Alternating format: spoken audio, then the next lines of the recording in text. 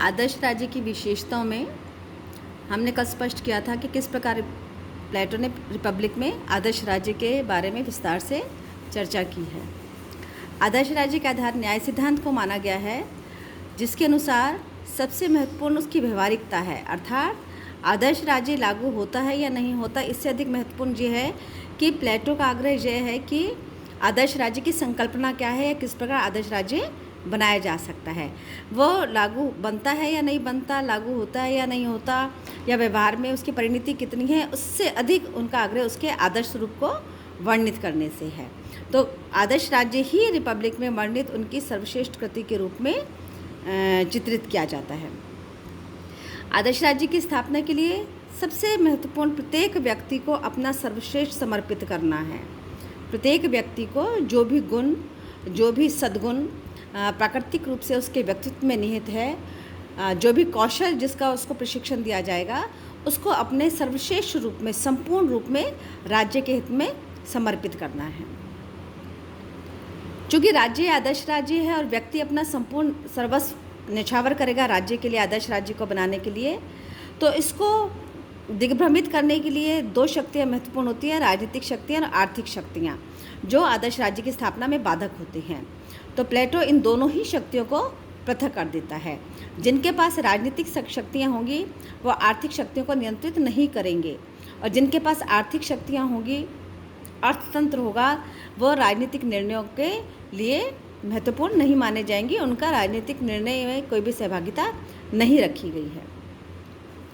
आदर्श राज्य के मार्ग में संपत्ति एवं परिवार का मोह सबसे बड़ी बाधा के रूप में प्लेटो ने स्वीकार किया।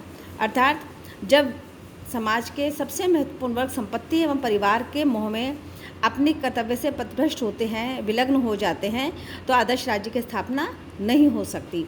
उस समय एथेंस और स्पार्टा की परिस्थिति में संपत्ति एवं परिवार को ही प्लेटो ने समस्या का मूल कारण माना। अतः उन्होंने निजी संपत्ति एवं निजी परिवार, निजी संपत्ति एवं निजी परिवार की अवधारणा का उन्मूलन कर दिया। अर्थात किसी भी व्यक्ति का निजी परिवार और निजी संपत्ति नहीं होगी। मूलतः ये किसके लिए लागू किया गया? ये मूलतः सिद्धांत लागू किया गया संरक्षक वर्ग पर। संरक्षक वर्ग में कौन आया? एक सैनिक वर्ग और दूसरा शासक वर्ग। जब निजी संपत्ति और निजी परिवार नहीं होगा तो किस सिद्धांत को अप्लाई किया जाएगा? सार्वजनिक स्वामित्व के सिद्धांत को। सार्वजनिक सिद्धांत के सिद्धांत में प्रत्येक व्यक्ति की निजी अधिकारों के स्थान पर सार्वजनिक हित एवं सार्वजनिक उद्देश्य ही प्राथमिक रहेगा। अर्थात उसका परिवार भी होगा तो सार्वजनिक हित के दृष्टि से बनाया जाएगा। यदि उसके पास संपत्ति भी होगी, वो भी सार्वजनिक होगी, उसकी व्यक्तिगत या निजी संपत्ति नहीं होगी।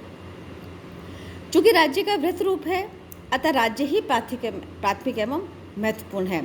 इसमें व्यक्ति का अधिकार, व्यक्ति का अस्तित्व, व्यक्ति की भूमिका, व्यक्ति का श्रम, व्यक्ति का कार्य, वो सब का सब सिर्फ किस रूप में है?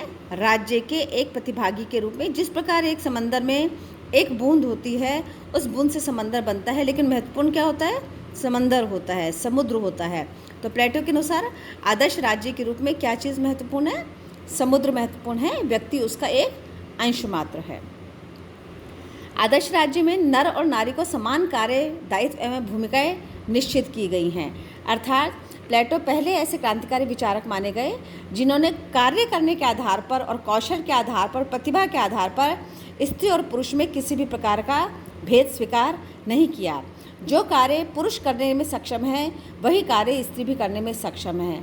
अर्थात स्त्री की समस्त क्षमताओं का प्रयोग राज्य के द्वारा किया जा सकता है।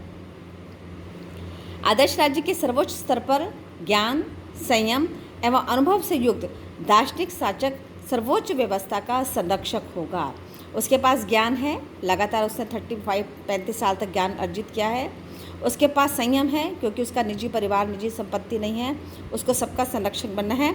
और उसके पास वो 15 वर्ष का अनुभव भी है, जो उसको सामाजिक जीवन से प्राप्त हुआ है। इस प्रकार व्यक्ति से लेकर आदर्श राज्य की स्थापना दार्शनिक राज्य के सर्वोच्च स्तर तक आकर समाप्त होती है।